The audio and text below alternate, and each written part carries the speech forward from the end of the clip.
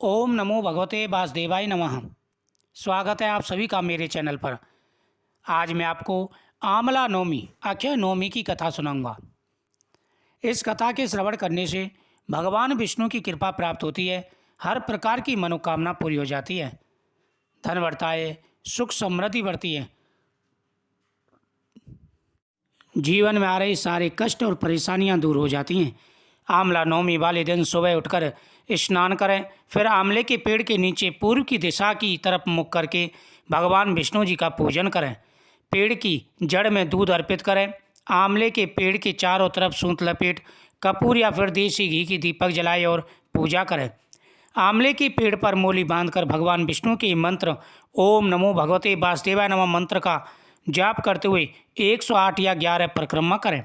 इस दिन जो व्यक्ति भगवान की पूजा करते हैं उनकी प्रत्येक मनोकामना पूरी हो जाती है। आज के दिन ब्राह्मणों को भोजन करा के आंवले का दान करना चाहिए। इस दिन ब्राह्मण या फिर गरीब को भोजन कराएं और अपनी सामर्थ्य के अनुसार वस्त्र और दक्षिणा दें। इस दिन भोजन में आंवला जरूर शामिल करें।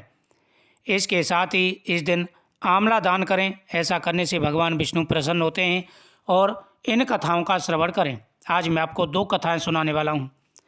धार्मिक पुराणों के अनुसार किसी समय में एक साहूकार था। वह कार्तिक मास के शुक्ल पक्ष में नवमी के दिन आंवला के पेड़ के नीचे ब्राह्मणों को भोजन कराता था। साहूकार यह कार्य करता था और फिर दान करता था। यह उसके बच्चों को अच्छा नहीं लगा। बच्चों ने साहूकार को घर से बाहर निकाल दिया। साहूकार वहाँ से घर से निकला और जाकर के किसी दूसरे गांव में एक दुकानदार के घर के आगे उसने आंवले का पेड़ लगाया और वहाँ पर वह नौकरी करने लगा। उसका नियम जो था वह चालू रहा। आंवले के वृक्ष के नीचे वह ब्राह्मणों को भोजन कराता और जितना सामर्थ्य था दान करने लगा। दुकानदार के दुकान के आगे आंवले का पेड़ लगा, उसकी खूब दुकान चलने लगी। अब तो साहूकार बड़ा प्रसन्न हुआ। उसने अपने यहाँ पर उस साहूकार को रख लिया और खूब धन उनका बढ़ने लगा। साहूकार के पहले से भी ज़्यादा राज ठाट हो गए और ब्राह्मणों को खूब दान करने लगा। इधर उसके बेटे बहू भूखा मरने लगे। बेटा काम की तलाश में इधर उधर भटकने लगा और जाकर के अपने पिता की दुकान पर नौकरी करने लगा।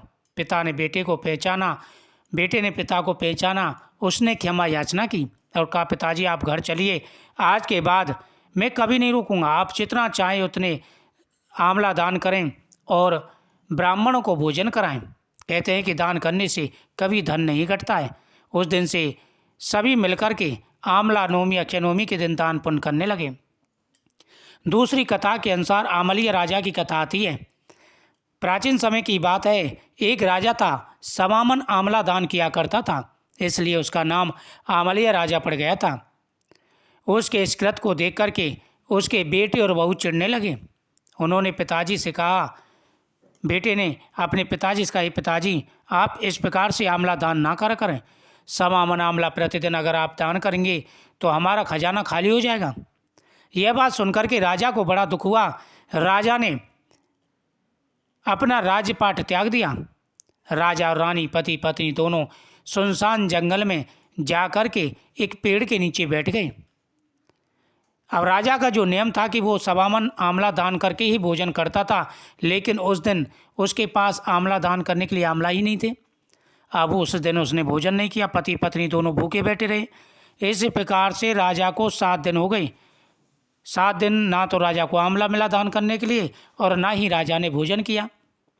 उनके शरीर की हालत खराब हो गई। अब भगवान विष्णु ये देख करके विचार में पड़ गए कि अगर इस प्रकार से ये रहा तो इसके जीवित रहना मुश्किल हो जाएगा और साथ ही इसकी मेरे ऊपर अटूट श्रद्धा है, वो श्रद्धा भी कम होगी, इसका मेरे ऊपर से विश्वास भी जाएगा। इसलिए भगवान ने रात के समय जंगल में अनेक प्रकार के महल, नौकर चाकर प्रकट कर दिए और आंवले का एक बगीचा तैयार कर दिया जिसमें भरपूर आंवले लगे हुए थे। राजा की सुबह निंद्रा खुली, देख करके वो अचंभित हो गया। नौकर चाकर उसके पास आ गए कि महाराज जी चलिए अपने राज्य को संभालिए। अब तो राजा ने स्नान आदि किया और पत्नी से बोला, देखो हमने भगवान के ऊपर आप विश्वास रखा तो भगवान ने हमें पहले से भी ज़्यादा संपत्ति दे दी। खूब उन्होंने कई मन आंवला दान किया। राजा ने धूमधाम से आंवला दान किया, भगवान विष्णु का पूजन किया। उसके बाद में उन्होंने भोजन किया। इधर राजा का नियम तो शुरू हो गया, लेकिन उसके बेटे की हालत खराब हो गई, क्योंकि उन्होंने राजा का अपमान किया था। साथ ही आमल देवता, यानी आमल जो देवता थे, वो भी क्रोधित हो गए और उन्होंने दरिद्री होने का श्राप दे दिया। इधर दूसरे राजा ने आक्रमण कर दिया और उसके बेटे का राज्य छीन लिया। अब उनको राज्य से निकाल दिया। बहू और बेटे दर दर की ठोकर खाने लगे। कहते हैं कि कर्म करने से व्यक्ति का भाग्य बदल जाता है। अगर कर्म अच्छे हों तो भाग्य बदलता है, कर्म बुरे हों तो दर दर की ठोकर खाता है। ठोकर खाते खाते वह अपने पिता के राज्य में ही आ गए। अब उन्होंने अपने पिता को नहीं पहचाना, क्योंकि उनको कभी स्वप्न में भी उम्मीद नहीं थी कि हमारा पिता इतना बड़ा राजा हो जाएगा, इतना बड़ा धन दौलत हो जाएगी। इधर पिता को भी उम्मीद नहीं थी कि हमारे बेटे की हालत ऐसी हो जाएगी। एक दूसरे ने नहीं पहचाना, राजा ने उसको नौकरी पर रख लिया। एक दिन दोपहर का समय था। रानी ने अपनी बहू से कहा, जो कि दासी बन के रह रही थी, बहू ऐसा करो, जरा मेरे बाल गूंथ दो। अब बहू अपने सास के बाल गूंथने बैठी। सास के पीठ पर मस्सा देख कर के उसकी आंखों में आंसू आ गए और वह अपनी सास को याद करने लगी कि पता नहीं मेरी सास किस स्थिति में होगी। हमने अपने मतलब में आकर के अपने सास और ससुर का अपमान किया, उनका नियम भंग करवाया। पता नहीं भगवान ने हमारा राज्य तो छीन लिया, हमें तो दंड दिया है हमारे कर्मों का, पर पता नहीं कि हमारे माता पिता कहाँ होंगे। यह सोच करके उसकी आंखों में आंसू आ गए। आंसू रानी की पीठ पर गिरा। उसने पीछे मुड़ के देखा, कहा कि तुम ऐसे क्यों रो रहे हो। उन्होंने कहा कि हम फलाने राजा की बहू हैं, हमने अपने पिताजी को माताजी को घर से निकाल दिया था। उनका नियम था 1.25 मन आंवला प्रतिदिन दान करते थे।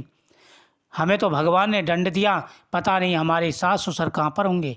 यह सुनकर के रानी बोली कि बेटी, मैं ही तेरी सास हूँ। हमने भगवान पर विश्वास रखा, आज भगवान ने हमें पहले से ज़्यादा संपत्ति दी और तुमने गलत काम किया तो भगवान ने तुम्हें गरीब बना दिया। दान देने से कभी भी दान नहीं घटता है, इसलिए प्रत्येक व्यक्ति को शास्त्रों के हिसाब से चलना चाहिए। जो व्यक्ति शास्त्रों के हिसाब से चलता है, भगवान उसकी जरूर सुनते हैं।